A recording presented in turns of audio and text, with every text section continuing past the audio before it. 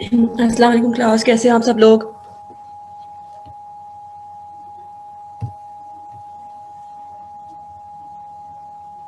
Ma'am ठीक है, आप कैसी हैं? अल्हम्दुलिल्लाह आई एम फाइन। तो हम लोग लास्ट टाइम बेटा क्या पढ़े थे? हम लोग कैल्सिटोनिन के फंक्शंस के बारे में पढ़े थे ना? आई थिंक ये कंप्लीट नहीं हुआ था हमारा कैल्सिटोनिन के बारे में, थायराइड ग्लैंड। Yes ma'am. ये कंप्लीट नहीं हुआ था। ठीक है, तो हम थोड़ा सा ओवरव्यू कर लेते हैं। हम थायराइड ग्लैंड्स के बारे में पढ़े थे और थायराइड ग्लैंड्स में जो है हमें पता है कि 3 तरह के हार्मोन्स प्रोड्यूस करते हैं thyroid gland. T3, T4, let me record it. Okay, so हमारे पास 3 तरह के हार्मोन्स हैं थायराइड ग्लैंड के, T3, T4 and calcitonin. T3, T4 आप उनको मेटाबॉलिक हार्मोन्स भी कहते हैं क्योंकि वो मेटाबॉलिज्म को कंट्रोल कर रहे होते हैं। आपकी बॉडी में इंक्रीज़ करनी है, मेटाबॉलिज्म डिक्रीज़ करनी है, सब थायराइड हार्मोन्स के कंट्रोल में होता है जो T3 एंड T4 हैं। सो दे आर वेरी इंपॉर्टेंट। और किस तरह से वो कंट्रोल कर रहे होते हैं, ये बेसिकली जब फ्री फॉर्म में होते हैं तो ये जाकर सेल मेम्ब्रेन को इजीली क्रॉस कर सकते हैं और वहाँ पर जाके माइटोकॉन्ड्रिया को इंड्यूस करते हैं कि आप एनर्जी जनरेशन के प्रोसेसेस को तेज़ करो, सेलुलर रेस्पिरेशन को फास्ट करो अगर आपको मेटाबॉलिज्म फास्ट करने की ज़रूरत है। और ये हमारी बॉडी का बेसल मेटाबॉलिक रेट भी कंट्रोल कर रहे होते हैं। Means in they our metabolic hormones, ये आपकी बॉडी की मेटाबॉलिज्म की के कंट्रोलर है। ठीक है, इसके अलावा हमारे पास जो थर्ड हार्मोन था वो था कैल्सिटोनिन, जो कि हम पढ़ रहे थे। ये भी थायराइड ग्लैंड से रिलीज होता है। और कैल्सिटोनिन का क्या फंक्शन था कि जब ब्लड कैल्शियम का लेवल हाई हो जाता है तो कैल्सिटोनिन जो है उसको डिक्रीज करने के लिए बहुत सारे प्रोसेसेस में इन्वॉल्व होता है। और वो प्रोसेसेस हम पढ़ रहे थे कि वो किस तरह से ब्लड का कैल्शियम लेवल लो करता है। उस पर सबसे पहला काम तो वो क्या करता है कि इंटेस्टाइन, जो डाइजेस्टिव सिस्टम में इंटेस्टाइन्स हैं, जो डाइट से कैल्शियम आ रहा होता है उसको एब्जॉर्ब कर रही होती हैं। तो यहाँ पर ये डाइजेस्टिव सिस्टम को जाकर इंड्यूस करता है calcitonin that stop absorbing calcium ions from diet because already the level of calcium is very high in blood. ठीक है, तो सबसे पहले तो इंटेस्टाइन को जाकर स्टॉप कर देता है, इनहिबिट कर देता है कैल्शियम की एब्जॉर्प्शन से। दूसरा ये क्या काम करता है, हमें पता है bones are the reservoirs of calcium in a body. तो वो क्या करता है, बोन्स की जो रिजॉर्बिंग एक्टिविटी होती है, जब भी हमारी बॉडी को कैल्शियम की ज़रूरत होती है तो बोन्स से वो कैल्शियम आता है हमारे ब्लड के अंदर। ठीक है, डाइट से भी आता है लेकिन इमीडिएट जब जरूरत होती है तो वो बोन्स की रिजॉर्प्शन से आता है हमारे पास। स्टोर्ड जो कैल्शियम हमारे पास होता है in the form of bones, मतलब बोन के अंदर जो लॉक कैल्शियम होता है उस तरह से हमारी बॉडी ब्लड के अंदर कैल्शियम आता है। सो ये क्या करता है, उन उन सेल्स जो उन बोन के उन सेल्स को for the time being inhibit कर देता है कि हमें मजीद कैल्शियम की ज़रूरत नहीं है ब्लड में। उन सेल्स को क्या, बोन सेल्स को आप क्या कहते हैं, ऑस्टियोक्लास्ट्स कहलाते हैं वो। और इस तरह की और सेल्स हमारे पास हैं बोन के, वो ऑस्टियोब्लास्ट्स कहलाते हैं, बोन फॉर्मिंग सेल्स। ठीक है, तो बोन फॉर्मिंग सेल्स को कैल्शियम को लॉक करने की ज़रूरत होती है, वो अपने अंदर एब्जॉर्ब करते हैं कैल्शियम को। ठीक है, सो ब्लड के कैल्शियम को लोअर करने के लिए कैल्सिटोनिन क्या करता है, ऑस्टियोब्लास्ट की एक्टिविटी को इन्हांस करवाता है ताकि ज़्यादा से ज़्यादा कैल्शियम जो है वो बोन फॉर्मिंग में यूज़ हो सके। थर्ड जो काम कैल्सिटोनिन करता है वो क्या करता है, किडनी में जाकर जो कैल्शियम की रीएब्जॉर्प्शन है उसको स्टॉप करता है। ठीक है, एक तो इंटेस्टाइन में रीएब्जॉर्प्शन को स्टॉप करता है और दूसरा किडनी में भी जो कैल्शियम की रीएब्जॉर्प्शन है उसको for the time being inhibit करता है ताकि कैल्शियम का लेवल जो है ब्लड के अंदर मेंटेन किया जा सके। सो किडनी क्या करती है, जो एक्स्ट्रा कैल्शियम होता है उसको एक्सक्रीट आउट कर देती है आपकी बॉडी से। So in this way calcitonin controls the level of calcium in your blood. ठीक है, तो यहाँ पे हमारा खत्म हो गया थायराइड ग्लैंड के हॉर्मोन्स।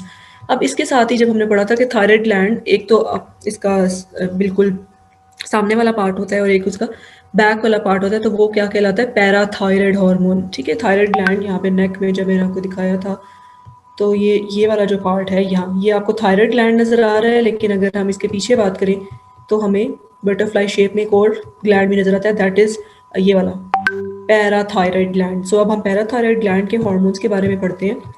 सो पैराथायराइड ग्लैंड जो है वो सिर्फ एक हार्मोन प्रोड्यूस कर रहा होता है, उसका नाम है पैराथायराइड हार्मोन या PTH कहा जाता है उसको।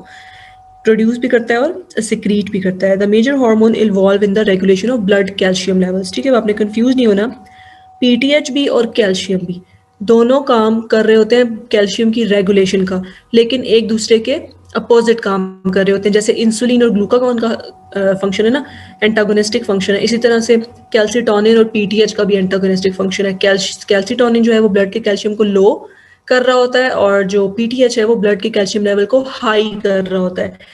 सो पैराथायराइड हार्मोन कब रिलीज होगा, जब ब्लड का कैल्शियम लेवल लो हो जाएगा। सही है. So the major hormone involve in the regulation of blood calcium levels released in response to low blood calcium levels. अब फॉर एग्जांपल कैल्सिटोनिन रिलीज हो रहा है आपकी, रिलीज होता जा रहा है आपकी ब्लड स्ट्रीम में, तो वो अगर उसने एक थ्रेश होल्ड से नीचे कैल्शियम का लेवल कर दिया तो फिर क्या होगा, parathyroid hormone in turn release होना शुरू हो जाएगा और वो फिर कैल्शियम के लेवल को नॉर्मलाइज लेवल पर लेकर आएगा जो ब्लड में रिक्वायर्ड कैल्शियम का लेवल है. सो अब जितनी भी हमने वो पढ़ी है ना एक्टिविटीज़ इसके लिए इसके लिए कैल्सिटोनिन के लिए, उसको आप अपोजिट कर लें तो वो आपको पैराथायराइड हार्मोन का फंक्शन वो हो जाएगा. जैसे हमने पढ़ा था कि कैल्सिटोनिन जो है वो क्या करता है, इंटेस्टाइन पर जाकर एक्ट करता था और इनहिबिट करता था कैल्शियम की एब्जॉर्प्शन को, रीएब्जॉर्प्शन नहीं, एब्जॉर्प्शन को. तो जब वो इनहिबिट करता था तो पैराथायराइड हार्मोन क्या करेगा, उसका अपोजिट करेगा, क्योंकि उसने ब्लड के कैल्शियम लेवल को नॉर्मल पर लेकर आना है. मींस उसने लो ब्लड कैल्शियम रिलीज होता है ना, तो उसने ब्लड के कैल्शियम लेवल को हाई करना है. तो वो क्या करेगा, इंटेस्टाइनल सेल्स को जाकर इंड्यूस करेगा कि वो कैल्शियम की एब्जॉर्प्शन ज़्यादा से ज़्यादा करें फ्रॉम डाइट. दूसरा प्रोसेस कैल्सिटोनिन क्या करता था कि वो किडनीज को जाके इनहिबिट करता था, किडनी में जो कैल्शियम की रीअब्जॉर्प्शन हो रही होती थी उसको इनहिबिट करता था. तो पैराथायराइड हार्मोन उसका उल्टा करेगा, वो क्या करेगा, किडनी को जाके इंड्यूस करेगा कि आपने कैल्शियम की रीअब्जॉर्प्शन करनी है ज़्यादा से ज़्यादा, क्योंकि ब्लड में कैल्शियम का लेवल लो हो गया है. और तीसरा क्या काम था जो बोन सेल से रिलेटेड था, कैल्सिटोनिन ऑस्टियोक्लास्ट्स की एक्टिविटी को इनहिबिट करता था और ऑस्टियोब्लास्ट्स की एक्टिविटी को सपोर्ट करता था. तो पैराथायराइड हार्मोन उसका अपोजिट करेगा, वो बोन फॉर्मिंग सेल्स की जो एबिलिटी है उसकी बोन फॉर्मिंग सेल्स हैं उनकी एक्टिविटी को बैन करेगा, लाइक इनहिबिट करेगा फॉर द टाइम बीइंग, और जो ऑस्टियोक्लास्ट्स हैं उसकी एक्टिविटी को इन्हांस करेगा. ठीक है, ये अब मुझे बताने की ज़रूरत तो नहीं है ना ऑस्टियोक्लास्ट्स एंड ऑस्टियोब्लास्ट्स की एक्टिविटी से कि इन्हांस या डिक्रीज होने से क्या होगा पैराथायराइड हार्मोन के रिलीज होने से. No ma'am. ठीक है, ओके. तो ये यहाँ पे आपको डायग्राम में दिखाया भी गया है कि किस तरह से ये अफेक्ट करता है पैराथायराइड हार्मोन जब रिलीज होता है in response to low blood calcium levels. तो यहाँ पर आपका थायराइड ग्लैंड अब खत्म हो चुका है. अब हम आते हैं एड्रेनल ग्लैंड्स की तरफ. ठीक है, तो अगर तो एड्रीनल ग्लैंड इस 40 मिनट्स में कंप्लीट हो गया तो फिर आपको दोबारा सेशन कॉल करने की जरूरत नहीं है, फिर हमारी वो 40 मिनट का सेशन होगा. ठीक है, सो आई एम ट्राइंग कि एड्रेनल ग्लैंड्स खत्म हो जाएंगे, हमारा लास्ट ग्लैंड है. एड्रेनल ग्लैंड्स जब मैंने आपको पढ़ाया था उसको भी बताया था कि एडरीनल. ठीक है, एडरीनल मीन्स किडनी के साथ ऐड होते हैं ये. सो इनकी हमें इसके नाम से पता लग जाती है लोकेशन की, कहाँ आपको मिलते हैं, at the top of the kidneys. अब येलो सा आपको नजर आ रहा था ना किडनी के ऊपर, तो वो बेसिकली एड्रेनल ग्लैंड्स होती हैं. The adrenal glands have a rich blood supply and experience one of the highest rates of blood flow in the body. अब ऐसा क्यों है, ये किडनी की वजह से है. मैंने जब आपको आई थिंक एडीएच बताया था या ब्लड में हमने कोई ऑक्सीजन की बात की थी, हाइपोक्सिया की बात की थी, तब मैंने आपको किडनीज का फंक्शन बताया था कि किडनी को बहुत ज़्यादा हाई ब्लड प्रेशर की ज़रूरत होती है और उसको ऑक्सीजन का जो प्रेशर है, ऑक्सीजन लेवल है, वो भी बहुत दूसरे ऑर्गन से एज कम्पेयर थोड़ा ज़्यादा चाहिए होता है. इसीलिए जब एड्रेनल ग्लैंड किडनी के साथ है तो जो किडनी एक्सपीरियंस कर रही होती है वही सब एड्रेनल ग्लैंड भी ज़ाहिर एक्सपीरियंस कर रहा होता है. So adrenal glands have a rich blood supply and experience one of the highest rates of blood flow in the body. Kidney में बाकी ऑर्गन्स के मुकाबले में हाईएस्ट रेट्स होते हैं ब्लड फ्लो के, क्योंकि उसका फंक्शन इस तरह से. Steroid hormones important for the regulation of the long term stress responses. अभी जो एड्रेनल ग्लैंड्स है ना, ये लॉन्ग टर्म स्ट्रेस रिस्पॉन्स वाले हार्मोन्स भी प्रोड्यूस कर रहा होता है और सिक्रीट कर रहा होता है, और शॉर्ट टर्म वाले भी कर रहा होता है. ठीक है, तो अभी हम लॉन्ग टर्म की पहले बात करते हैं. इसमें ब्लड प्रेशर है, ब्लड वॉल्यूम को मेंटेनेंस आ जाता है, न्यूट्रिएंट अपटेक है, स्टोरेज है उसकी, फ्लूइड, इलेक्ट्रोलाइट बैलेंस, इन्फ्लेमेशन को कंट्रोल करना, ये सब एड्रेनल ग्लैंड्स का फंक्शन है. यानी कि इसके बहुत सारे वैरायटी ऑफ फंक्शंस है. Adrenal gland is very important. बाकी भी सारे ग्लैंड इंपॉर्टेंट है, लेकिन इसकी जो फंक्शंस है वो बहुत वैरायटी है उसमें ना. तो अब आप थोड़ी सी फर्दर कॉम्प्लेक्सिटी में हम आते हैं. ये एड्रेनल ग्लैंड है जी, ये जो आपको नीचे नज़र आ रहा है ये आपके पास किडनी है और ये किडनी के बिल्कुल टॉप पर मौजूद है एड्रेनल ग्लैंड, और ये पिरामिड शेप सा होता है. ठीक है, अब ये पिरामिड शेप को अगर हम फर्दर इसको जूम करके देखते हैं, इसकी इंटरनल एनाटमी देखते हैं, तो इसमें हमारे पास दो मेजर लेयर्स मौजूद हैं. एक हमारे पास होती है कॉर्टेक्स और एक होता है मेडुला. जैसे किडनी में भी हम कॉर्टेक्स और मेडुला में डिवाइड करते हैं ना उसके स्ट्रक्चर को, तो बिल्कुल इस तरह से एड्रेनल ग्लैंड में भी जो आउटर एरिया होता है वो क्या होता है, कॉर्टेक्स, और जो उसका इनर एरिया होता है ये वाला जिसमें आपको ब्लैक से न्यूक्लियस नजर आ रहे हैं, ये होता है हमारे पास मेडुला. सही है, so outer is cortex and inner is medulla. अब ये मैम इन जी जी इसकी शेप को अम्ब्रेला लाइक भी कहते हैं। चलिए अम्ब्रेला लाइक कह लें, पिरामिड लाइक कह लें, जो आपका दिल करता है वो कह लें। बस ये एक अंडरस्टूड है कि किडनी के ऊपर मौजूद होता है, ठीक है। और इसके दो पार्ट्स हैं, outer is cortex and inner is medulla. तो अब ये कॉर्टेक्स और मेडुला है, ये दो पार्ट्स में क्यों डिवाइडेड हैं? बिकॉज इन ये different kind of hormones produce कर रहे हैं। They have different variety of hormones जो एड्रिनल ग्लैंड के डिफरेंट पार्ट्स से रिलीज हो रहे हैं, ठीक है। तो पहले तो हम देखते हैं कॉर्टेक्स का। एड्रिनल कॉर्टेक्स जो है, इसका आउटर जो एरिया है, उससे कौन कौन से हार्मोन्स रिलीज होते हैं। अब फर्दर आपने इसको याद रखना है, एक तो एड्रिनल कॉर्टेक्स मेजरली दो पार्ट्स में डिवाइडेड है, कॉर्टेक्स एंड मेडुला। अब ये जो कॉर्टेक्स भी है, ये इन टर्न मजीद 3 पार्ट्स में डिवाइडेड है, 3 जोन्स में डिवाइडेड है। आप इस तरह से याद इसको रख सकते हैं। दिस आउटर पार्ट, ये देखो उसका एरिया भी ज़्यादा है ना, तो एरिया भी अगर आप देखेंगे तो उससे भी आपको पता लग जाएगा इसमें डिफरेंट लेयर्स हैं, तो इसके डिफरेंट जोन्स हैं मतलब। तो हर जोन जो है वो एक different kind of hormone produce कर रहा है। तो एड्रिनल कॉर्टेक्स के हार्मोन्स की हम बात करते हैं पहले, बाद में फिर हम एड्रिनल मेडुला की तरफ आएंगे। सो एड्रिनल कॉर्टेक्स को हम 3 जोन्स में डिवाइड कर रहे हैं, zona glomerulosa, zona fasciculata and zona reticularis, ठीक है। सो ये 3 जोन्स हैं हमारे पास कॉर्टेक्स के। अब ये कौन कौन से हार्मोन्स प्रोड्यूस कर रहे हैं? अगर हम सबसे अपर वाला जोन देखें, जोना ग्लोमेरुलोसा, यानी कि ये सबसे ऊपर वाला जोन, ग्लोमेरुलोसा सॉरी, तो ये क्या प्रोड्यूस कर रहा है? मिनरलोकॉर्टिकॉइड्स। मिनरलोकॉर्टिकॉइड के नाम से आपको पता लग रहा है जब मिनरल, इनका कोई रोल होगा मिनरल के अंदर ना। सो हमारे पास एल्डोस्टिरॉन है जो इसकी एग्जांपल है एक मिनरलोकॉर्टिकॉइड की। कौन सा मिनरल कंट्रोल कर रहा होता है? एल्डोस्टिरॉन सोडियम लेवल को कंट्रोल कर रहा होता है, ठीक है। ये किडनी में रिलीज होता है, और एल्डोस्टिरॉन में जो किडनी के अंदर जो सोडियम की रीअब्जॉर्प्शन है उसको इंक्रीज करवाता है एल्डोस्टिरॉन। तो आपको पता है सोडियम एक मिनरल है, सो इसीलिए इसका नाम जो है वो इससे लिया गया है, मिनरलोकॉर्टिकॉइड। सेकंड हमारे पास जोन के अंदर, यानी कि जोना ग्लोमेरुलोसा का जो है वो एक मेजर हार्मोन है, दैट इज एल्डोस्टिरॉन। उसके बाद सेकंड जोन में अगर हम आते हैं तो जोना फेस्कुलाटा है, और दूसरी ये क्या प्रोड्यूस कर रहा है? Another kind of hormone, these are glucocorticoids. अब इसके भी नाम से आपको पता लग रहा है कि it has to do something with glucose, ठीक है। Glucocorticoid, so it regulate glucose metabolism. अब इसके डिफरेंट एग्जांपल्स है हमारे पास। ये जो ग्लूकोकॉर्टिकॉइड है, डिफरेंट काइंड ऑफ हार्मोन्स हैं इसमें हमारे पास आते हैं। कॉर्टिसोल है, कॉर्टिकोस्टेरोन है, कॉर्टिसोन है, ये सारे एग्जांपल्स हैं किसकी? ग्लूकोकॉर्टिकॉइड्स की, जो कहाँ से रिलीज हो रहे हैं? जोना फेस्कुलाटा से रिलीज हो रहे हैं। थर्ड जोन की जो इनर जोन है, इनर मोस्ट जोन है कॉर्टेक्स का, वो है हमारे पास रेटिकुलरिस।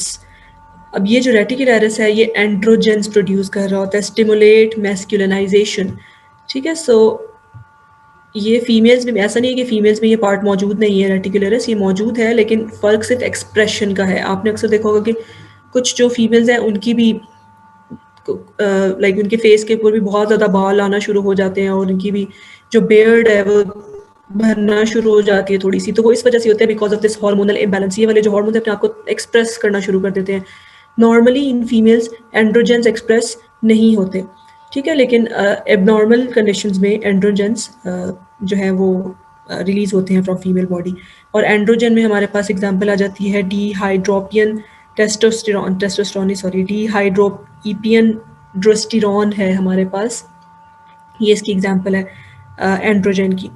इसके अलावा हमारे पास आ जाते हैं जी एड्रिनल मेडुला। ये हमारे पास खत्म हो गया यहाँ पे एड्रिनल कॉर्टेक्स, वो आउटर पार्ट हमने यहाँ पर कवर कर लिया, ठीक है। इसको 3 जोन्स में फर्दर डिवाइड किया गया, और 3 जोन्स में सबसे पहले हमने देखा जो अपर जोन है वो मिनरलोकॉर्टिकॉइड रिलीज करता है, सेकंड जोन जो है वो ग्लूकोकॉर्टिकॉइड्स रिलीज करता है, और थर्ड जो है वो एंड्रोजेंस रिलीज करता है जो स्टिमुलेट करती है मैस्कुलिनाइजेशन को। जो अब हम इसका जो एड्रिनल ग्लैंड का दूसरा पार्ट है मेजर, दैट इज मेडुला। जो एड्रिनल मेडुला है वो स्ट्रेस हार्मोन्स रिलीज कर रहा होता है। अब वो कौन से स्ट्रेस हार्मोन्स हैं? जी stimulate sympathetic autonomic nervous system, ANS stands for autonomic nervous system. जी ऑटोनॉमिक नर्वस सिस्टम कौन सा होता है सिंपैथेटिक, बता सकता है कोई?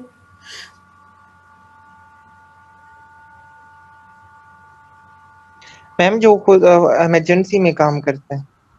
नहीं, ऑटोनॉमिक फाइट नर्वस सिस्टम बताइए। मैम, जैसे फाइट जो फ्लाइट की उसमें आई थिंक। ठीक है, हम कह सकते हैं स्ट्रेस हार्मोन्स इसमें रिलीज होते हैं, बट हाँ ठीक है, आप कह सकते हैं। एपिनेफ्रीन और एपिनेफ्रीन जो है वो फाइट और फ्लाइट रिस्पॉन्स में आपको पता है हमारी बॉडी के अंदर रिलीज होते हैं. So adrenal medulla is responsible for these kind of hormones, epinephrine and norepinephrine. तो ठीक है, अब आपने याद रखना है कि adrenal gland is further divided into two major parts, that is cortex and medulla, और cortex is further divided into 3 zones. इसके जोन को हम थोड़ा सा कोई कुछ बना लेते हैं याद रखने के लिए. GFR इसके स्टार्टिंग इनिशियल है ना, तो हम इसको किस तरह से याद रख सकते हैं? कोई सजेशन दें GFR को, ताकि आपको ये याद रहे कि किस सीक्वेंस में है ये ना. G stands for government, F stands for what? फौजी है ना? मैम फौजी रिटायर्ड कर दे. मैम GF रुल गई. क्या good for rule? Yes ma'am, GF rule गई. GF रुल गई नहीं, ऐसे ये थोड़ा मुश्किल है. ये सही है मेरे ख्याल से, गवर्नमेंट फौजी रिटायर्ड. ये भी ठीक है मैम. GFR ठीक है, गवर्नमेंट फौजी retired. So G stands for glomerulosa losa, F stands for फौजी stands for fasciculata and retired stands for reticularis, क्योंकि रिटायर्ड का आधा वर्ड आके ना इसमें RETI स्पेलिंग भी आ गई उसमें. सो रेटिक्यूलरिस. ठीक है, इस तरह से आप याद रख सकते हैं इसके तीनों जोन्स को और इनके सीक्वेंस को भी याद रख सकते हैं. और लास्ट में तो आपको पता ही है मेड्यूला की तो स्ट्रेस हार्मोन्स है, उनमें इतना कुछ याद रखने की ज़रूरत नहीं है, वो स्ट्रेस हार्मोन्स रिलीज कर रहा होता है. यहाँ पर एक पूरा एक चार्ट है, अगेन बड़ा अच्छा सा कलरफुल सा, जो आपके कॉर्टेक्स को जोन्स में डिवाइड करके दिखा रहा है. That is glomerular zone, fascicular zone and reticular zone. So mineralocorticoids में कौन से थे हमने पढ़े? एल्डोस्टेरॉन मेजर हार्मोन था. ग्लूकोकॉर्टिकॉइड में कॉर्टिसोल है. इसके अलावा हमने कॉर्टिसोन भी पढ़ा था. तो लेकिन मेजर इसमें कॉर्टिसोल है क्योंकि ग्लूकोज की मेटाबॉलिज्म में इन्वॉल्व होता है. ये सारी उसकी ग्लूकोज की मेटाबॉलिज्म दिखाई हुई है और किस तरह से उसका फीडबैक होता है फ्रॉम हाइपोथैलेमस. ठीक है. सो अगर हम एल्डोस्टेरॉन की बात करें तो ज़ाहिर है एल्डोस्टेरॉन जाके किस पे एक्ट करता है? किडनीज पे एक्ट करता है. और जब हाइपरकैलीमिया की कंडीशन होती है हमारी बॉडी के अंदर, हाइपरकैलीमिया कौन सा होता है? जब हाई पोटेशियम लेवल हमारी बॉडी के अंदर होता है. ठीक है, हाइपरकैलीमिया. के स्टैंड्स फॉर पोटेशियम को हम किस तरह से डिनोट करते हैं? K+ से डिनोट करते हैं ना. सो जब हमारी बॉडी में पोटेशियम का लेवल इंक्रीज होना शुरू हो जाता है तो फिर एल्डोस्टेरॉन रिलीज होता है ताकि वो पोटेशियम को एक्सक्रीट आउट कराए किडनी से और सोडियम को रीएब्जॉर्ब कराए ताकि आप उसको बैलेंस रख सकें. Level of calcium, level of potassium in your blood, then aldosterone release होता है. और इसमें एंजियोटेंसिन 2 सिस्टम काम कर रहा होता है. ये हम पढ़ेंगे जब किडनी पढ़ेंगे. तो ये जो एंजियोटेंसिन 2 है, रेनिन एंजियोटेंसिन सिस्टम, ये हम कंप्लीट पढ़ेंगे. अब उसके बाद सेकंड हमारे पास कौन सा था? फेस्कुलर जोन. ठीक है, उसमें ग्लूकोकॉर्टिकॉइड्स हैं, कॉर्टिसोल है. वो किस तरह से जाके जब ज़्यादा हाई कॉन्सेंट्रेशन हो जाती है कॉर्टिसोल की आपके ब्लड के अंदर, बेसिकली कॉर्टिसोल कर क्या रहा होता है? लिवर को जाकर इंड्यूस करता है कि आपने जो स्टोर्ड ग्लाइकोजन है उसको कन्वर्ट करना है इनटू ग्लूकोज. ठीक है, तो जब एक हाई लेवल मेंटेन हो जाता है, ग्लूकोज का लेवल भी नॉर्मलाइज हो जाता है आपके ब्लड के अंदर, तो फिर कॉर्टिसोल की ज़रूरत नहीं है आपके ब्लड के अंदर. कॉर्टिसोल जो है फिर वो नेगेटिव फीडबैक देता है ACTH को. एड्रेनोकॉर्टिको क्या है ये? एड्रेनोकॉर्टिकोट्रोपिक हार्मोन कहाँ से रिलीज हो रहा है? इंटीरियर पिट्यूटरी से. ठीक है, और ये इंटीरियर पिट्यूटरी किसके अंडर इन्फ्लुएंस काम कर रहा था? CRH, corticotropin releasing hormone. तो आपने ये याद रखनी है पूरी हायरार्की जो है. अब यहाँ पर हमारे पास आ जाता है एंड्रोजेंस. एंड्रोजेंस जो है पता है वो प्रमोट करते हैं मैस्कुलिनाइजेशन को. फिर हमारे पास आ जाता है एपिनेफ्रीन एंड नॉन एपिनेफ्रीन, जो मेड्यूला वाला पार्ट है. इसीलिए इन्होंने थोड़ा सा डिफरेंट इसको यानी कि अलग किया हुआ है यहाँ से, क्योंकि ये मेडुला वाला पार्ट है. ये बाकी जोन्स आपस में ज्वाइन है और ये वाला मेडुला अलग अलग पार्ट है क्योंकि ये इनर मोस्ट पार्ट है एड्रिनल ग्लैंड का. और ये स्ट्रेस कंडीशन में इन्वॉल्व होता है. सिंपैथेटिक नर्वस सिस्टम जो है इसको स्विच ऑन करता है. और फिर जो एपिनेफ्रीन और नॉर एपिनेफ्रीन है वो बेसिकली रिलीज कहाँ से होते हैं? एड्रिनल मेडुला से. ठीक है, इन्फॉर्मेशन लेकिन हाइपोथैलेमस से ही आती है, ये नहीं आपने भूलना कि ऑर्डर पास सिर्फ हाइपोथैलेमस ही कर रहा होता है, उसके अंडर इन्फ्लुएंस सारे काम कर रहे होते हैं. तो यहाँ पर हमने आई थिंक ये कंप्लीट पढ़ लिया. हमें थ्योरी पढ़ने की ज़रूरत नहीं है कि जोना ग्लोमेरुलोसा के कौन से हार्मोन्स थे. एल्डोस्टेरॉन हमने पढ़ लिया है और कब रिलीज होता है. एलिवेटेड ब्लड कैल्शियम यानी कि हाइपरकैलेमिया के कंडीशन में रिलीज होता है, और जब सोडियम का लेवल लो हो जाता है या फिर लो ब्लड प्रेशर होता है आपकी बॉडी में, तब एल्डोस्टेरॉन रिलीज होता है. एल्डोस्टेरोन क्या फंक्शन परफॉर्म कर रहा होता है ये भी मैंने आपको बता दिया है। जब हाइपरकैलेमिया की कंडीशन होती है तो वो पोटेशियम आयन की एक्सक्रीशन को इन्हांस करवाता है ताकि किडनी ज़्यादा से ज़्यादा पोटेशियम को एक्सक्रीट आउट करे और सोडियम को कंजर्व करे, सोडियम की रीअब्जॉर्प्शन करे, which in turn increases blood volume and blood pressure. Its secretion is prompted when corticotropin releasing hormone। अब हाइपोथैलेमस का कंट्रोल यहाँ पे बताया गया है। CRH रिलीज होता है हाइपोथैलेमस से और वो ट्रिगर करता है एंटीरियर पिट्यूटरी में जाके एड्रिनोकॉर्टिकोट्रोपिन रिलीजिंग हार्मोन को, और फिर फाइनली ACTH एक्ट करता है किस पे जाके, एड्रिनल ग्लैंड्स पे। एड्रिनल ग्लैंड्स के भी कौन से जोन पे, एड्रिनल कॉर्टेक्स पे और एड्रिनल कॉर्टेक्स के फर्स्ट जोन पे, जोना ग्लोमेरुलोसा पे। ठीक है, ये हायरार्की भी अब आपने याद रखनी है। उसके बाद सेकंड था हमारे पास जोना फेस्कुलाटा। ये भी हमने देख लिया कि ग्लूकोकॉर्टिकॉइड्स रिलीज करता है because of their role in glucose metabolism. The most important of these is cortisol because in response to long term stressors. ये रिलीज कब होता है, जब लॉन्ग टर्म स्ट्रेसेस का क्या मतलब है कि आपकी बॉडी यानी कि जब हमारी बॉडी में ग्लूकोज का लेवल कम होता जा रहा है, जैसे होम्योस्टेसिस को मेंटेन रखने के लिए ना एड्रिनल ग्लैंड भी बहुत ज़्यादा रोल प्ले कर रहा होता है। जैसे शॉर्ट टर्म स्ट्रेस की अगर हम बात करें तो जो एक कॉमन एग्जांपल हमेशा दी जाती है कि आपके पीछे जो है वो कोई कुत्ता पड़ गया है, तो वो क्या है, वो बेसिकली शॉर्ट टर्म स्ट्रेस आपकी बॉडी में, कि आपने भागना है, आपने अपने डेंजर से दूर जाना है, फाइट एंड फ्लाइट रिस्पॉन्स, वो हमारे पास क्या है, शॉर्ट टर्म स्ट्रेसर है। लेकिन लॉन्ग टर्म स्ट्रेसर जो है, हमारी बॉडी में हर वक्त ब्लड प्रेशर को मेंटेन रखने की ज़रूरत है, हर वक्त ब्लड के ग्लूकोज के लेवल को मेंटेन रखने की ज़रूरत है। तो ये जोना फेस्कुलेटा और ये जो ग्लूकोकॉर्टिकॉइड्स हैं, ये बहुत ही इंपॉर्टेंट है in managing this long term stresses. समझ आया बेटा लॉन्ग टर्म स्ट्रेसेस की? हार्ट आपका प्रॉपर्ली बीट नहीं कर रहा, ठीक है, ब्लड प्रेशर आपका प्रॉपर्ली नहीं है, तो फिर in this response long term stressors ये ग्लूकोकॉर्टिकॉइड्स रिलीज होते हैं। द हाइपोथैलेमस अगेन वही हायरार्की है, CRH रिलीज करता है, वो ACTH रिलीज करता है एंटीरियर पिट्यूटरी, और फर्क सिर्फ कहाँ पे आ जाता है, एड्रिनल ग्लैंड में आ जाता है, जोन में आ जाता है। अब जो ACTH है वो किस जोन पर जाकर एक्ट करेगा, जोना फेस्कुलाटा पे, जब उसको लॉन्ग स्ट्रेस रिस्पॉन्स को मेंटेन करने की जरूरत पड़ेगी। ये रेगुलेशन ऑफ हार्मोन सिक्रीशन है उसकी, जोना फेस्कुलाटा की, ठीक है। ग्लूकोकॉर्टिकॉइड का लेवल जो है वो ब्लड के अंदर इंक्रीज हो गया है, जब इंक्रीज होगा तो वो क्या करेगा, हाइपोथैलेमस को क्या करेगा, जाके इनहिबिट करेगा ना कि CRH की रिलीज स्टॉप कर दो, और CRH जब स्टॉप होगा तो ACTH भी स्टॉप हो जाएगा, ACTH स्टॉप होगा तो ग्लूकोकॉर्टिकॉइड्स भी नहीं बनेंगे या कॉर्टिसोल भी नहीं बनेगा। और अगर आपकी ब्लड के अंदर ग्लूकोकॉर्टिकॉइड का लेवल लो है, देखो यहाँ पर ये सेंसर इन्होंने बताए हुए हाइपोथैलेमस के लिए, ये ग्लूकोकॉर्टिकॉइड सेंसर्स लगे हुए होते हैं जो सेंस कर रहे होते हैं आपके ब्लड के अंदर ग्लूकोकॉर्टिकॉइड्स के लेवल को। तो अगर तो ये लो हो जाता है तो फिर अगेन हाइपोथैलेमस के पास इन्फॉर्मेशन जाती है, वो CRH रिलीज करता है हाइपोथैलेमस, वो ACTH रिलीज करता है पिट्यूटरी ग्लैंड, और पिट्यूटरी ग्लैंड फिर जोना फेस्कुलाटा पे जाकर एक्ट करता है और उससे ग्लूकोकॉर्टिकॉइड्स रिलीज कराता है। इन दिस वे जो ग्लूकोकॉर्टिकॉइड्स कम होते हैं आपके ब्लड में वो मैनेज हो जाते हैं। Cortisol promotes the catabolism of glycogen to glucose.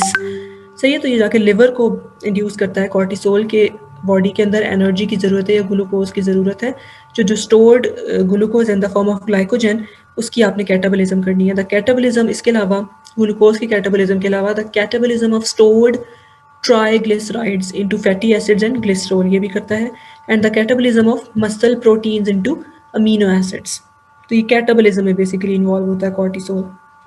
Hydrocortisone creams applied to relieve itchy skin rashes. इसके अलावा कॉर्टिसोल का दूसरा फंक्शन भी है, वो क्या है, down regulation of the immune system, ठीक है। एक तो वो क्या काम कर रहा है, ग्लूकोज की मेटाबॉलिज्म में इन्वॉल्व है, दूसरा किस पे इन्वॉल्व है, इम्यून सिस्टम की डाउन रेगुलेशन में, जो इन्फ्लेमेशन का प्रोसेस होता है ना उसको ये स्टॉप करता है। जो हाइड्रोकॉर्टिसोन क्रीम्स होती हैं बेसिकली वो उनके अंदर यही मौजूद होता है, कॉर्टिसोल एंड कॉर्टिसोन मौजूद होता है, जो क्या करता है आपके इम्यून सिस्टम को डाउन रेगुलेट कर देता है। वो जो स्वेलिंग होती है या जो रैशेज होते हैं वो फिर आपको रिलीफ मिलता है उनसे, बिकॉज आपका इम्यून सिस्टम अभी डाउन रेगुलेट हो गया। क्योंकि आप इम्यून सिस्टम जो इन्फ्लेमेशन है या जो रैशेज हैं वो तो बेसिकली आपका इम्यून सिस्टम आपकी बॉडी को बता रहा होता है ना कि there is something wrong with your body, तो you have to do something about it. तो जब हमें पता लग गया ठीक है, तो अब हम उस रैशेस के साथ, उस पेन के साथ या उस इन्फ्लेमेशन के साथ तो पूरी लाइफ नहीं गुजार सकते, इसलिए उसको डाउन रेगुलेट करने की भी ज़रूरत होती है। तो उसके लिए फिर हमारी बॉडी में ये ग्लूकोकॉर्टिकॉइड्स रिलीज होते हैं, स्पेशली कॉर्टिसोन एंड कॉर्टिसोल। अब हमारे पास नेक्स्ट कौन सा जोन था जी, zona reticularis, the deepest region of the adrenal cortex, because ये इनर मोस्ट था ना, लास्ट वाला था reticularis. which produces small amount of class of steroid sex hormones called androgens. They are produced in response to ACTH from the anterior pituitary and are converted in the tissues to testosterone and estrogens. ठीक है, so ये जो जब female में testosterone mail में testosterone में convert हो जाता है और ईस्ट्रोजन में जाकर किस में कन्वर्ट हो जाता है, फीमेल्स में जाकर ईस्ट्रोजन में कन्वर्ट हो जाता है। ये यहाँ से कहाँ से रिलीज होते हैं, ये जोना रेटिकुलरिस से जो एड्रीनल ग्लैंड है। तो आपने ये याद रखना है कि टेस्टोस्टेरोन जो है वो under the influence of these adrenal glands release होते हैं, उसके जोना रेटिकुलरिस से रिलीज होते हैं। एड्रिनल मेडुला की हम बात करते हैं, हमने तीनों जोन्स डिस्कस कर लिए।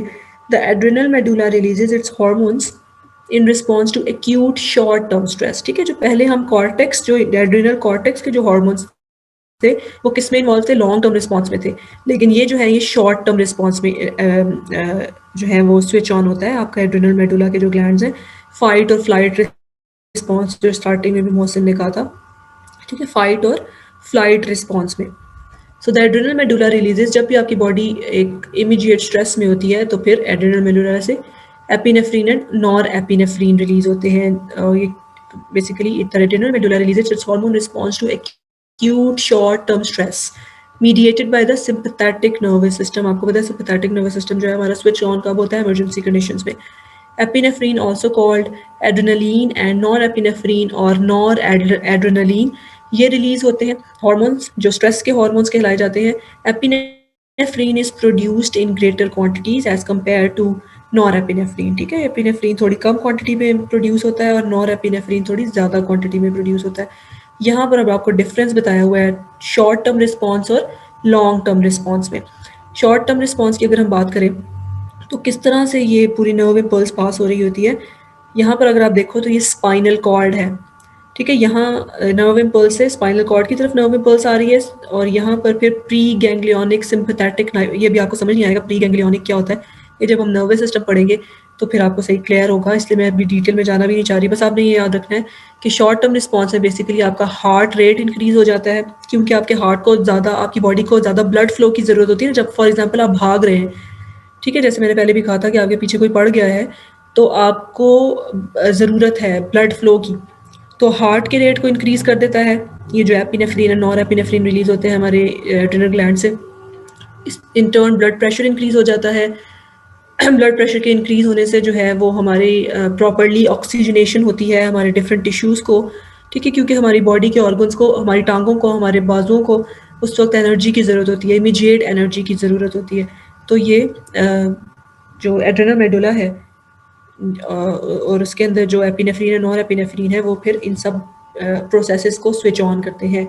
Liver converts glycogen to glucose and releases glucose to blood, blood flow changes. ठीक है, और फॉर द टाइम बीइंग जो डाइजेस्टिव सिस्टम की एक्टिविटी है वो और यूरिन आउटपुट है वो कम हो जाता है। ठीक है, ज़ाहिर आप भाग रहे हैं तो उस वक्त आपको खाने की तो नहीं पड़ी होगी, तो फॉर द टाइम बीइंग जो डाइजेस्टिव सिस्टम को ब्लड फ्लो जा रहा होता है वो ब्लड फ्लो भी आपके मसल्स को प्रोवाइड होना शुरू हो जाता है। ठीक है, ऐसा नहीं है कि बिल्कुल वो फ्लो ख़त्म हो जाता है, लेकिन रिड्यूस हो जाता है फॉर द टाइम बीइंग कि डाइजेस्टिव सिस्टम को भी फिलहाल वर्क करने की ज़रूरत नहीं है। उस वक्त आपके सिर्फ बॉडी के उन ऑर्गन्स को ज़्यादा ब्लड फ्लो मिल रहा होता है या ज़्यादा ब्लड प्रेशर मिल रहा होता है जो ज़रूरत है, जो आपको मूव करते हैं from away the danger, away करते हैं डेंजर से ना, इसलिए ये शॉर्ट टर्म रिस्पॉन्सेस है। मेटाबॉलिक रेट आपका इंक्रीज़ हो जाता है। अब हम ये लॉन्ग टर्म रिस्पॉन्स की अगर बात करें, जैसे किडनीज़ में कोई चीज़ रिटेन करनी है, जैसे मिनरलोकॉर्टिकॉइड्स है ना, तो एकदम से तो आप नहीं ना ये सब कुछ रिलीज़ कर देता, किडनी एक्सक्रीट आउट कर देती और वापस फ़ौरन से उसकी कंसंट्रेशन नॉर्मलाइज नहीं हो जाती, ये थोड़ा, इसमें थोड़ा टाइम लगता है। नो डाउट आपकी बॉडी अंडर स्ट्रेस होती है, लेकिन वो स्ट्रेस जो है वो मैनेजेबल होता है, यानी कि उसके लिए थोड़ा टाइम आपकी बॉडी ले सकती है उसको मैनेज करने के लिए। लेकिन अगर आपके पीछे कोई पड़ा होता है शॉर्ट टर्म रिस्पॉन्स में, तो उस वक्त आपकी बॉडी के पास मौका नहीं होता कि वो आहिस्ता आहिस्ता काम करे, वो स्लो रिस्पॉन्स उस वक्त नहीं चाहिए होता, इसीलिए उस वक्त हमारी बॉडी में short term stress responses generate होते हैं। लेकिन जब हमारी बॉडी को इमीडिएट एक्शन लेने की ज़रूरत नहीं होती, स्लोली भी काम चल सकता है, तो फिर लॉन्ग टर्म स्ट्रेस रिस्पॉन्सेज होते हैं हमारी बॉडी के अंदर। ठीक है, जैसे ब्लड वॉल्यूम है, ब्लड प्रेशर है, proteins and fats converted to glucose to break down for energy. लेकिन ये नहीं कि ये लॉन्ग टर्म स्ट्रेस रिस्पॉन्सेज है। आपने होम्योस्टेसिस जो मेंटेन हो रही होती है वो बेसिकली ये लॉन्ग टर्म स्ट्रेस रिस्पॉन्सेज के थ्रू ही मेंटेन हो रही होती है। थोड़ी देर के लिए ब्लड ग्लूकोज लेवल बढ़ गया, जैसे हम खाना जब खाते हैं, ठीक है, उसके 2 घंटे बाद अगर आप चेक करते हैं तो आपकी ग्लूकोज का लेवल थोड़ा इंक्रीज़ होता है, नॉर्मल पर्सन्स में भी इवन थोड़ा सा इंक्रीज़ होता है, तो लेकिन अब आपकी बॉडी उसको आहिस्ता आहिस्ता मैनेज कर लेती है। तो ये हमारे पास लॉन्ग टर्म स्ट्रेस रिस्पॉन्स है। अच्छा, दी एंडोक्राइन पेनक्रियाज। अब हमारे पास यहाँ पे एड्रिनल ग्लैंड जो है वो ख़त्म हो गया है, ठीक है। आपने समराइज इसको कर लेते हैं। एड्रिनल कॉर्टेक्स के 2 पार्ट, सॉरी, एड्रिनल ग्लैंड के 2 पार्ट्स थे, adrenal cortex and adrenal medulla. Adrenal cortex is further divided into 3 zones. उन जोन्स के डिफरेंट हार्मोन्स थे। एक जो आउटर मोस्ट जोन था वो मिनरेलोकॉर्टिकॉइड जो एल्डोस्टेरॉन है वो प्रोड्यूस कर रहा था। सेकंड जो है वो ग्लूकोकॉर्टिकॉइड कर रहा था जो कि ग्लूकोज की मेटाबॉलिज्म में इन्वॉल्व था। इसके अलावा down regulation of immune system में भी इन्वॉल्व है। थर्ड जोन से एंड्रोजेंस रिलीज हो रहे थे जो स्पेसिफिकली स्टीरॉइड सेक्स हार्मोन्स थे, और वो अपने टिश्यूज में जाकर फिर कन्वर्ट हो जाते हैं into estrogens and testosterone and estrogens. उसके अलावा फिर पास हमें एड्रिनल मेडुला की बात करें तो एड्रिनल मेडुला के हार्मोन्स तब रिलीज होते हैं जब हमारी बॉडी स्ट्रेस में होती है, फाइट और फ्लाइट रिस्पॉन्स वाली कंडीशन में होती है, ठीक है। आपको इमीडिएटली रिक्वायर्ड है, हार्ट रेट इंक्रीज हो जाता है, ब्लड फ्लो इंक्रीज हो जाता है, ब्लड प्रेशर इंक्रीज हो जाता है, मसल्स को ज़्यादा से ज़्यादा ऑक्सीजन मिलना शुरू हो जाती है। तो ये हमारे पास था एड्रिनल ग्लैंड। और किसके अंडर कंट्रोल काम कर रहा होता है एड्रिनल ग्लैंड? एड्रिनल ग्लैंड से सिक्रीशन कभी भी नहीं कर सकता अपने हार्मोन्स की जब तक कि उसको ACTH की तरफ से इंफॉर्मेशन नहीं मिलती, और ACTH को जब तक CRH की तरफ से इंफॉर्मेशन नहीं मिलती तो कुछ भी नहीं हो सकता, कोई हार्मोन रिलीज नहीं हो सकता। तो सबसे पहले CRH का रिलीज होना जरूरी है। Whole story begins from the release of CRH, corticotropin releasing hormone, from hypothalamus. तो यहाँ पर हमारे पास खत्म हो गए एड्रिनल ग्लैंड। अब हमारे पास आ जाता है एंडोक्राइन पेंक्रियाज, ठीक है। हमारे पेंक्रियाज जो होते हैं जहाँ से इंसुलिन और ग्लूकागॉन रिलीज होते हैं, उसके 2 मेजर, आपने एंडोक्राइन पेनक्रियाज क्यों कहा है? क्योंकि पेनक्रियाज जो है ना उसके अंदर वो उसका थोड़ा सा पार्ट जो है वो एक्सोक्राइन के तौर पे भी एक्ट कर रहा होता है, लेकिन चूंकि हम एंडोक्राइन सिस्टम पढ़ रहे हैं तो हम इसलिए एंडोक्राइन पेनक्रियाज स्पेसिफाई कर रहे हैं उसको। Also it is primarily an exocrine gland secreting a variety of digestive enzymes. The pancreas has an endocrine function too, और इस फंक्शन के बारे में हम अच्छी तरह से फेमिलियर हैं। जो इंसुलिन और ग्लूकागॉन है वो हमारे पास पेनक्रियाज के एंडोक्राइन फंक्शन में आते हैं। आइल्स ऑफ लैंगरहंस, इनमें क्लस्टर ऑफ सेल्स मौजूद होते हैं जो सिक्रीट करते हैं glucagon and insulin, somatostatin and pancreatic polypeptide वगैरह। सोमैटोस्टैटिन क्या था बेटा?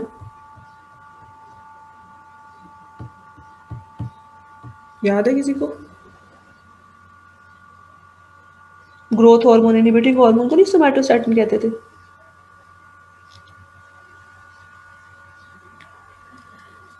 लगता है भूल गया। खैर, मैंने इसको टॉपिक को ख़त्म करना है इसलिए ये 2 मिनट्स रह गए सिर्फ।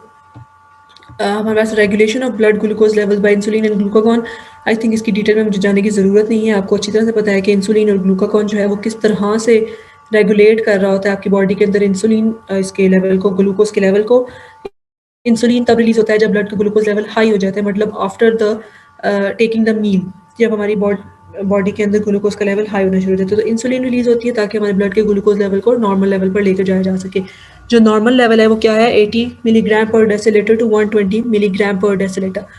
तो जब हम खाना खाते हैं, एक फास्टिंग होता है, एक नॉन फास्टिंग होता है। तो फास्टिंग जो है उसमें 80 होनी चाहिए और नॉन फास्ट फास्टिंग में 80 होनी चाहिए और नॉन फास्टिंग में 120 से एक्सीड नहीं करनी चाहिए। So receptors located in the pancreas sense blood glucose level. Subsequently, the pancreatic cells secrete glucagon और insulin to maintain normal levels. ठीक है, ये भी जैसे हमने पढ़ा था उसका फंक्शन एंटागोनिस्टिक, PTH इन कैल्सिटोनिन का, इस तरह से ग्लूकागॉन और इंसुलिन का भी एंटागोनिस्टिक फंक्शन है। The activity of glucagon is regulated through a negative feedback mechanisms.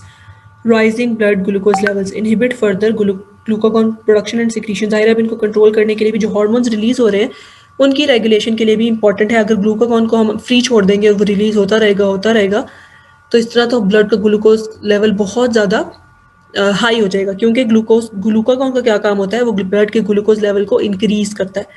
सो ये under the check of brain होता है। जैसे ही ब्लड ग्लूकोज का लेवल नॉर्मल होता है ग्लूकागॉन की प्रोडक्शन स्टॉप हो जाती है। The secretion of insulin is regulated through a negative feedback mechanism again.